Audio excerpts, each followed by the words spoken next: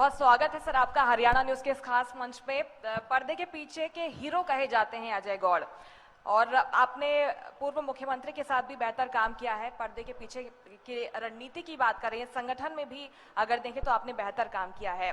वर्तमान सरकार के कामकाज को कैसे देखते हैं आप?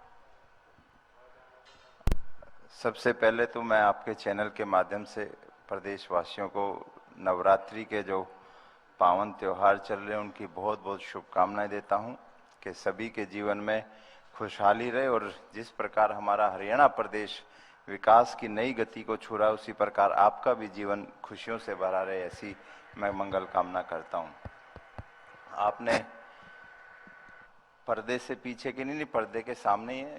भारतीय जनता पार्टी का कार्यकर्ता जो उस पार्टी उसकी व्यवस्था लगाती है, जो काम करती है, वो करने के लिए सदैव क्रियाशील रहता है। तो मैं ऐसा मानता हूं कि जब पार्टी मेरी जो भी भूमिका लगाती है मैं उसको पूरी निष्ठा के साथ करता हूं। बिल्कुल बखूबी आपने निभाया है सर हर जिम्मेदारी को जो भी सौंपी गई है। मेरा सवाल आपने यही था सर, पूछा कि वर्तमान सरकार का जो कार्यकाल है, आप देखेंगे पिछले लगभग 11 वर्ष हो गए हैं हरियाणा के अंदर भारतीय जनता पार्टी की एक निष्पक्ष सरकार जो सभी वर्गों को, सभी क्षेत्रों को एक समान लेकर विकास के नए आयाम स्थापित कर रही है। उसी गति में आप लगभग 9 वर्ष पीछे लगातार प्रदेश के मुख्यमंत्री रहे माननीय मनोहर लाल जी, उन्होंने व्यवस्था परिवर्तन करने का जो एक अच्छा प्रयास, और जिसमें वो सफल भी हुए, बहुत अच्छा प्रयास उन्होंने किया, और उसी को और आगे बढ़ाते हुए हमारे वर्तमान मुख्यमंत्री आदरणीय नायब सैनी जी बहुत तेज गति के साथ उस जो विकास की गाड़ी उन्होंने शुरू करी थी, मैं कहूँगा कि आप पहले वो कहीं शताब्दी थी, अब वो वंदे भारत जो ट्रेन की गति के साथ तेज विकास हरियाणा के अंदर हो रहा है, ऐसा मेरा मानना है। बिल्कुल सर, और वो दिखाई देता है। खास तौर पर अगर फरीदाबाद की हम बात करें तो फरीदाबाद पर कितना फोकस है? यहाँ के विकास के लिए आपको क्या लगता है प्रयास हो रहे हैं सरकार की ओर से? बिल्कुल निश्चित रूप से फरीदाबाद के विकास के लिए लगातार प्रयासरत हैं, और पिछले लगभग आप देखो कई दशकों से जो फरीदाबाद हमारा पिछड़ा होता 10 साल पहले, यहाँ कनेक्टिविटी भी बेहतर नहीं थी। आज कनेक्टिविटी के मामले में फरीदाबाद, क्या मैं तो कहूँ कि हरियाणा का कोई भी ऐसा जिला नहीं है जो किसी ना किसी नेशनल हाईवे को ना टच करता हो। तो लेकिन फरीदाबाद में आप देखो आईएमटी का क्षेत्र कितनी तेजी के साथ विकसित हुआ है। आज उद्योग हरियाणा के अंदर, ठीक है, हमेशा से आवाज उठती रही कि मदर यूनिट नहीं आई। मदर यूनिट का अब इंफ्रास्ट्रक्चर यहाँ अवेलेबल है, लेकिन जो पोटेंशियल होना चाहिए मदर यूनिट लगाने के लिए वो शायद कई बार नहीं लोग अफोर्ड कर पाते। लेकिन उसके बनिस्बत छोटी फैक्ट्रियाँ, बड़ी अच्छी काम की फैक्ट्रियाँ बहुत आईएमटी के अंदर, क्या पृथला के अंदर बहुत अच्छे औद्योगिक क्षेत्र में विकास कार्य हुए हैं। इंफ्रास्ट्रक्चर को लेकर बहुत सुंदर तेज गति से और सुनियोजित तरीके से विकास तेज गति के साथ हो रहा है। ग्रेटर फरीदाबाद और फरीदाबाद को जो जोड़ने का जो काम किया वो हमारे समय में हुआ है। उससे पहले आप देख लो एक पुल होता था कभी भी, जब ग्रेटर फरीदाबाद, आज दसियों पुल यमुना नहर के ऊपर बने हुए हैं, जिससे कि फरीदाबाद और ग्रेटर फरीदाबाद आपस में एक जुड़कर हो गया। आज बिजली की कोई समस्या नहीं, तो हर क्षेत्र में आप देखेंगे फरीदाबाद अब किसी भी प्रकार की कोई समस्या नहीं। अच्छी बात है सर, क्योंकि प्रशासनिक स्तर पर भी हम देख रहे हैं कि काफी अच्छे प्रयास हो रहे हैं। जो सामंजस्य है वो दिखाई देता है और उसका असर यहाँ पर दिखाई दे रहा है। जो जनता की भी समस्याएं हैं, आपको लगता है कि वो मुख्य कारण है कि दूर हो रही हैं? बिल्कुल सामंजस्य, क्योंकि केंद्र में भी भारतीय जनता पार्टी की सरकार है, प्रदेश में भी और निगम में भी, तो सामंजस्य है। सभी अधिकारी और सभी हमारे पॉलिटिकल लीडर्स मिलकर किस प्रकार से फरीदाबाद और तेज गति के साथ आगे बढ़े, उस पर निरंतर प्रयासरत है। कोई महत्वपूर्ण जिम्मेदारी सर देख रहे हैं, क्योंकि विधानसभा चुनाव के समय भी काफी खबरें थी कि आप उतरेंगे चुनावी मैदान में। कोई महत्वपूर्ण जिम्मेदारी की उम्मीद कर रहे हैं? मैंने कहा ना कि भारतीय जनता पार्टी में उसकी भूमिका पार्टी तय करती है, और हमारा तो संगठन संविधान के हिसाब से चलता है, कोई व्यक्ति विशेष तो नहीं चलाता। तो जो कार्यकर्ता के जिम्मे जब काम लगता है वो उसको करने के लिए तैयार रहता है। कैबिनेट मंत्री विपुल गोयल से कैसे समन्वय है आपके, कैसा सामंजस्य है?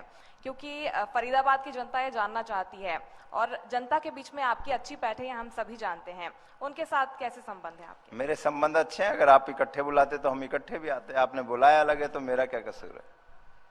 अगली बार सर इकट्ठे बुलाएंगे आपको। बिल्कुल बिल्कुल, लेकिन विपुल गोयल की मैं बात कर रही हूँ, कई बार हम देखते हैं जिला अध्यक्ष के तौर पर भी आपने जिम्मेदारी संभाली है, गुटबाजी की खबरें आती हैं, उन खबरों पर कैसे रिएक्ट करेंगे आप? नहीं, कोई गुटबाजी मुझे कई बार नजर नहीं आता। ये कई बार खबर होती नहीं, लेकिन मीडिया के परिप्रेक्ष्य में दिखाने का प्रयास होता है। कोई गुटबाजी नहीं है, सब एक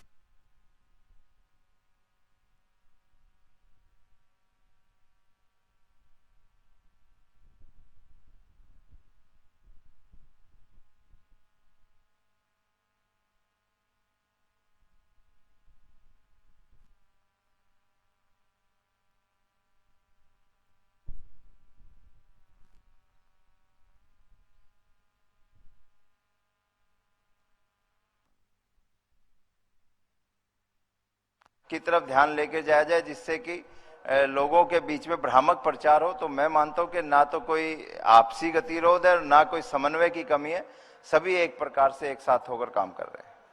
और सर, अगर आपकी जिम्मेदारियों की हम बात करें, बंजर भूमि सुधार बोर्ड के चेयरमैन भी आप थे और इस तरह हमने देखा है कि कई प्रशासनिक जिम्मेदारियां भी आपने संभाली है। इसके बाद अगर राजनीति के क्षेत्र की बात करें, क्या डिफरेंस आपको लगता है और मुश्किल होती है वो स्विच लेने में? नहीं, कोई नहीं, जिसका काम करने का स्वभाव हो तो कोई स्विच करने में दिक्कत नहीं होती।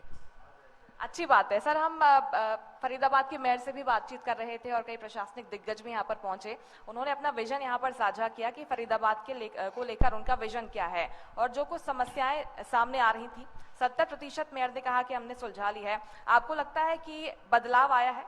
बिल्कुल, निश्चित रूप से बदलाव आया और आप महसूस करेंगे कि जो आगामी 4 वर्ष है उसमें फरीदाबाद भी अपनी तस्वीर बदलेगा। आप देखेंगे पूरी तरह से, क्योंकि फरीदाबाद का इंफ्रास्ट्रक्चर जो बेसिक है, जैसे सीवरेज की आप बात करें, पाइपलाइंस की अगर बात करें, तो सन 70s के ज़माने की हैं। उसके बाद कभी किसी ने ध्यान ही नहीं दिया। ये आप पिछले 2 सालों से उसके ऊपर काम होना शुरू है कि पूरे फरीदाबाद की आज, क्योंकि पॉपुलेशन भी बढ़ी है, लोगों की ज़रूरतें भी बढ़ी हैं, तो उस दिशा में देखते हुए कि सीवरेज की पूरी लाइनों को चेंज किया जाए, पूरी जो पावर का इलेक्ट्रिफिकेशन है उसको अंडरग्राउंड करने का काम, जिसका टेंडर भी हो गया है, सारी चीज़ें मतलब पाइपलाइन के अंदर है। तो एक खूबसूरत शहर अपनी और खूबसूरती के साथ आगे बढ़ने वाला है, ऐसा मेरा मानना है। और हरियाणा सरकार भी सक्रियता से इसमें अपनी भूमिका निभा रही है। बिल्कुल, क्योंकि फरीदाबाद हरियाणा का एक महत्वपूर्ण जिला है, तो जिसमें अगर मुख्यमंत्री जी का विशेष लगाव है, हमेशा जब भी वो आते हैं तो विकास की बात करते हैं। और जो बजट की मैं समझता हूं कि पहले दिक्कतें रहती थी, आज वो कहीं समस्या नहीं। पहले तो यही होता था कि निगम पैसे कहां से, आज कहीं ऐसी बात ही नहीं उठती। हमारे बीच में हमारे विधायक जी हैं, धनेश अदलखा जी, ये पार्षद होते थे उस समय, जब सदन के अंदर कहते थे जी बजट, तो सदन के अंदर उस समय सरकार कांग्रेस की होती थी, तो ये कहा जाता था कि पैसे नहीं है। आज कहीं ऐसी बात नहीं आती। जो पार्षद हमारा जितने पैसे की फाइल लगाता है, जितने की जरूरत होती है उतने की पास होती है। ना पैसे की कमी है, ना इच्छा शक्ति की कमी है, ना संकल्प की कमी। इसलिए किसी चीज की जब कमी ना हो और जब कमी ना हो तो चीजें आगे बढ़ती हैं। बजट का सर आपने जिक्र किया, लेकिन ओवरऑल हरियाणा के बजट की बात करें, जब ये बजट पेश किया गया था, आपने भी सुना होगा विपक्ष की तरफ से क्या आरोप लगाए गए, कहा कि इस बजट में कुछ नहीं है जनता के लिए। आप उन्हें क्या कहेंगे? मैंने कहा ना, विपक्ष के पास तो कोई मुद्दा नहीं है, ना वो सदन के अंदर चर्चा करते हैं, ना सदन के बाहर चर्चा करते हैं। अभी ताजा ताजा उनका परिणाम आपने देखा, क्या कुछ कहने की जरूरत ही नहीं है। तो इसलिए सदन मुद्दा विहीन है, विचार विहीन है और नेतृत्व विहीन है। क्या आरोप भी आपने सुने होंगे सर, उन आरोपों पर क्या कहेंगे? मैंने वही कहा ना, जब मुद्दा विहीन, नेतृत्व विहीन होगा तो आरोप भी विचार करने योग्य नहीं होंगे। बिल्कुल, लेकिन मैं चाहूंगी हम फरीदाबाद पर ही रहते हैं, फरीदाबाद के विकास को लेकर, क्योंकि हरियाणा न्यूज ने ये कॉन्क्लेव का आयोजन किया है और अगर हर स्तर पर हम देखें चाहे हम इंडस्ट्री की बात कर लें, उद्योगों की बात कर लें, तो उद्योगों को लेकर सर क्या काम हो रहा है? और क्योंकि आवागमन भी एक बेहद महत्वपूर्ण पहलू होता है, अगर लॉजिस्टिक अच्छा होगा, आवागमन अच्छा होगा, तो हर सेक्टर में इसका असर देखने को मिलेगा। बिल्कुल बिल्कुल मुस्कान जी, आपने ठीक कहा कि किसी भी शहर को जब विकास की ओर बढ़ता है तो उसके लिए अगर बेहतर इंफ्रास्ट्रक्चर, बेहतर सड़कें और अच्छी व्यवस्थाएं होंगी तो वो और तेज गति के साथ। आप रोड्स के मामले में देखेंगे कि आपके सामने ही नेशनल हाईवे चल रहा है। पहले ले देकर एक के केवल डबल लेन होती थी, आज ये भी 6 लेन का हाईवे है। आज हमारे समय में ही मुंबई वडोदरा एक्सप्रेसवे जो बिल्कुल बाईपास के साथ साथ होता हुआ बिल्कुल कनेक्ट करता है, पूरा थ्रू आउट केएमपी पर जाकर वो मिलता है।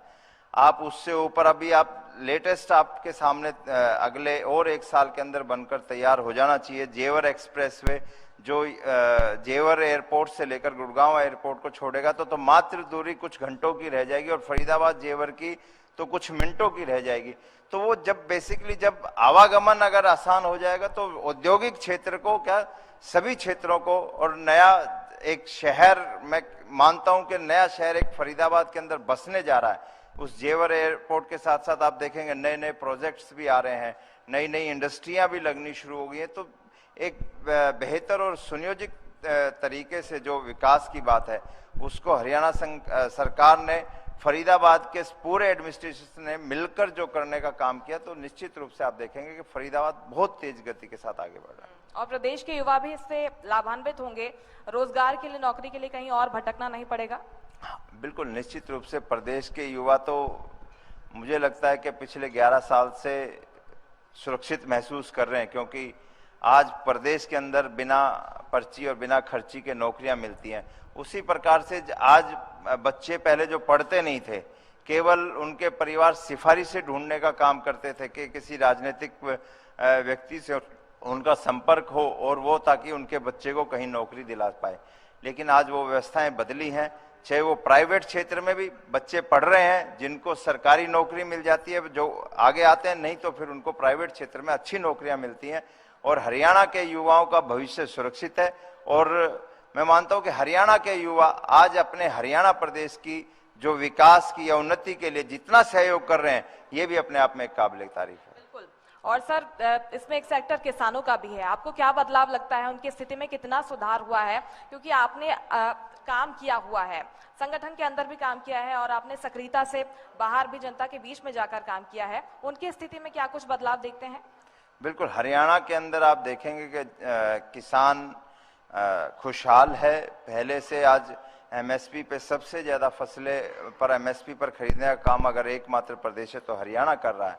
और मैं तो ये कहूंगा कि आप भी न्यूज चैनल, पुराना आपका है चैनल, आपने देखा होगा किसान आंदोलन के समय केवल पंजाब के लोग थे, जो भ्रमित लोग थे, उन्होंने आंदोलन किया था। हरियाणा से कहीं भी किसान आंदोलन की कोई ऐसी बात नहीं थी, कहीं छिटपुट था, वो भी जातिगत और विशेष की बात थी। प्रो कर एक विपक्षी पार्टी द्वारा उस आंदोलन को चलाया गया था, लेकिन किसान हर प्रकार से आप देखेंगे कि प्रदेश के अंदर खुशहाल है। भूपेंद्र हुड्डा ऐसा क्यों कहते हैं कि खुदा पहाड़ निकली चोटी में किसानों के लिए कुछ नहीं है, उनको कुछ नहीं मिला?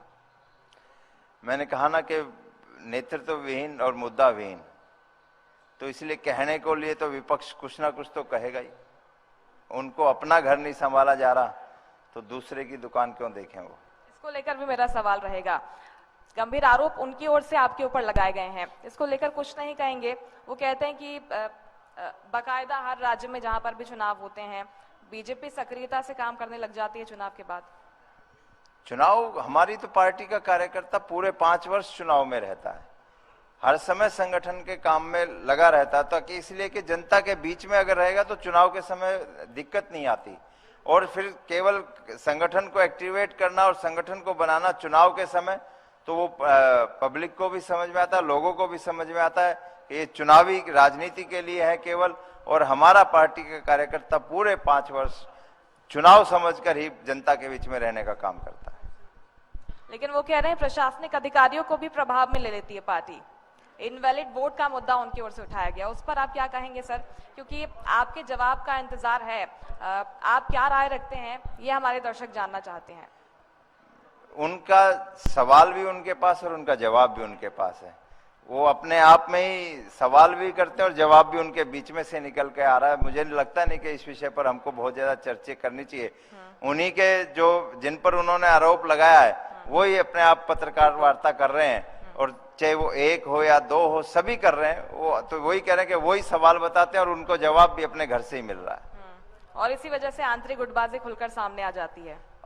अब जिन्होंने, क्योंकि हमारे जो निर्दलीय प्रत्याशी थे उन्होंने सब लोगों से 90 के 90 विधायकों से बात करी है। जिन्होंने उनको उचित समझा होगा उन्होंने उनको अपना बहुमूल्य कीमती वोट दिया, इसमें कोई गलत बात नहीं, लोकतंत्र है। क्योंकि बाकी नेताओं के बयान भी हमने सुने हैं, उनका तो यही कहना कि ओपन वोटिंग थी भाई, वोट दिखाकर पोल किए गए थे, वोट इसके बाद दिखाकर आपत्ति दिए का थे। सवाल नहीं होता। बिल्कुल निश्चित तौर पर आपके कामकाज के सर हम बात कर लेते हैं। मनोहर लाल खट्टर जी के साथ आपने बेहद नजदीकी के साथ काम किया है और अभी भी उनके टीम में सर आप जुड़े हुए हैं। अगर हम देखें आगे कैसी ट्यूनिंग है उनके साथ में आपकी, और मौजूदा नायब सरकार की कार्यकाल में कोई जिम्मेदारी की अपेक्षा रखते हैं? मैंने कहा ना, मैं भारतीय जनता पार्टी का एक समर्पित कार्यकर्ता हूं। नजदीकियां और दूरियों की कोई बात नहीं है, हर किसी से नजदीकियां हैं, हर किसी के साथ काम करने में आनंद आता है, बस इतना ही। एक साझा विजन शेयर करते हैं जिससे फायदा होगा फरीदाबाद के लोगों को, पलवल के लोगों को? बिल्कुल के वही आपने कहा कि जितना बेहतर इंफ्रास्ट्रक्चर होगा तो उतना तेज गति के साथ विकास होगा। हमारा संकल्प है, पार्टी का संकल्प है कि फरीदाबाद के हर नागरिक को उसकी जरूरत की चीज, उसके उपयोग की चीज समय पर और उचित मिले, ताकि किसी भी फरीदाबाद के नागरिक को कोई भी समस्या नहीं हो, चाहे बिजली हो, चाहे पानी हो, चाहे सीवरेज हो, हर समय पर हर चीज उसको मिले। ये संकल्प हमारे फरीदाबाद के सभी हमारी पार्टी के नेताओं का और हमारे पूरे एडमिनिस्ट्रेशन का भी यही संकल्प है कि मूलभूत सुविधाएं हर नागरिक को मिलनी चाहिए। आपको लगता है कि उस दिशा में सही दिशा में काम हो रहा है? क्योंकि सीवरेज का जिसने आपने जिसका जिक्र किया है, और स्ट्रीट लाइट, जो मूलभूत सुविधाओं की बात यहाँ की जनता कर रही है, कई तरह की समस्याएं उन्हें झेलनी पड़ रही हैं। आपको लगता है कि जल्दी इसे निजात मिल जाएगी? बिल्कुल, मैं वही कह रहा हूँ कि आपने 10 साल में आपने देखा होगा कि आज जितनी भी बड़ी रोड्स हैं सब पर लाइट रहती है। कहीं कहीं थोड़ी बहुत समस्या है, तो उस चीज़ों को क्योंकि पिछले 60 सालों का और पिछले 10 सालों का अगर बनाम बात करेंगे तो 10 सालों में हम अपना 100% देने का हमने प्रयास किया है। और निश्चित रूप से अगले जो 4 साल स्वर्णिम काल जो हमारा चल रहा है, निश्चित रूप से हर क्षेत्र के अंदर, चाहे वो सीवरेज की है, पूरे बदलाव फरीदाबाद की होंगी। हर गली में स्ट्रीट लाइटें उपलब्ध हैं, जहां नहीं होगी उनको भी ठीक प्रकार से व्यवस्था रहेगी। बिजली की आज पूरे प्रदेश में कहीं कोई समस्या नहीं है। मतलब हर क्षेत्र के अंदर मूलभूत सुविधाएं हर नागरिक को मिले जो उसका अधिकार है। यहाँ के लोग और प्रशासनिक अधिकारी कह लें, या फिर कह लें कि जो भी संगठन में महत्वपूर्ण भूमिका निभा रहे हैं, इसको आगे बढ़ाने के लिए, इसके विकास के लिए जो भी लोग महत्वपूर्ण जिम्मेदारी निभा रहे हैं, उनकी डिमांड्स पूरी हो रही है? उनकी डिमांड अगर आगे जाती है तो पूरी होती है? बिल्कुल, मैंने कहा ना कि निश्चित रूप से पूरी होती है। यहाँ के जितने भी हमारे, चाहे वो सभी विधायक हैं, मंत्रीगण हैं, हमारे पार्षद भी अपनी जो डिमांड देते हैं वो उनकी पूरी होती है। कहीं कोई भी बजट की कोई समस्या नहीं है, क्योंकि हमारे प्रदेश के मुख्यमंत्री आदरणीय नायब सिंह सैनी जी ने पूरे एक समान करके पूरे हरियाणा के अंदर हर जिले को अंदर महत्वपूर्ण समझा है। हमारे यहाँ तो सौभाग्यशाली है क्योंकि एफएमडीए है, एफएमडीए के चेयरमैन खुद मुख्यमंत्री हैं, जो भी समय समय पर आकर विकास की जो बड़ी परियोजनाएं हैं उनकी समीक्षा करते हैं। उनके लिए किसी प्रकार की भी कोई अनुदान की समस्या ना हो, इस बात की भी वो चिंता करते हैं। बजट के अंदर भी आपने देखा होगा कितना महत्वपूर्ण बजट भी इस बार हरियाणा के अंदर फरीदाबाद को मिला है। तो मतलब हर क्षेत्र के अंदर विकास के अंदर पैसे की जहां तक बात है, कोई कमी नहीं है। हरियाणा को अगर देखें तो इसका ओवरऑल विकास कैसे हो रहा है? क्योंकि हरियाणा के बारे में कई ठप्पे लगे थे जिसकी छवि से हरियाणा उभर कर बाहर निकला है। शिक्षा के क्षेत्र में देख लें, लिंगानुपात के क्षेत्र में देख लें, तो काफी आगे बढ़ा है हरियाणा। किस तरह के बदलाव आप देखते हैं? बिल्कुल, हरियाणा जो पहले वाले हरियाणा को और पिछले 10 साल के हरियाणा को आप लोग भी जनता के बीच में रहते हैं, आप भी स्वयं भी अनुभव करते हो कि एक बदलते हुए हरियाणा का स्वरूप आप देख रहे हैं। और अगले 4 वर्षों में जब हम अगले चुनावों की तरफ जाएंगे तो एक नया हरियाणा नजर आएगा, और उसको भी जब जनता के बीच में जाएंगे तो अपने जो काम को और विजन को लेकर, ताकि निश्चित रूप से 2029 में भी एक बार चौथी बार भी हरियाणा के अंदर नायब सरकार इस भारतीय जनता पार्टी की सरकार बने, ऐसा संकल्प जब लोगों के बीच में लेकर जाएंगे तो निश्चित रूप से लोग हमारी स्वीकार्यता को तैयार होंगे। और जनता का विश्वास साथ भी हम देख रहे हैं कि आपको मिल रहा है। बहुत शुक्रिया सर, हरियाणा न्यूज पर जुड़ने के लिए और खास मंच पर पहुंचने के लिए बहुत शुक्रिया। आपने बेबाकी से अपनी बात रखी। बहुत बहुत धन्यवाद मुस्कान जी, मैं आपके चैनल के माध्यम से सभी का बहुत बहुत धन्यवाद। बहुत शुक्रिया अजय गौड़ जी, आप हमारे इस खास कार्यक्रम में आए। और मैं आपसे निवेदन करूंगा कि एक बार मंच पर ही रहें। हमारी एडिटर इन चीफ प्रतिमा दत्ता जी आपको सम्मानित करेंगे, और बेबाकी से खुल करके आपने अपनी बातें जो हैं वो कही हैं तमाम विषयों को लेकर कि किस तरह से आपने संगठन में काम किया है, क्या कुछ आपकी अपेक्षाएं हैं, किस तरह से फरीदाबाद आगे बढ़ रहा है, उन तमाम विषयों को लेकर के तमाम बातचीत जो है वो आप तमाम बातें आपने कही हैं। बहुत शुक्रिया।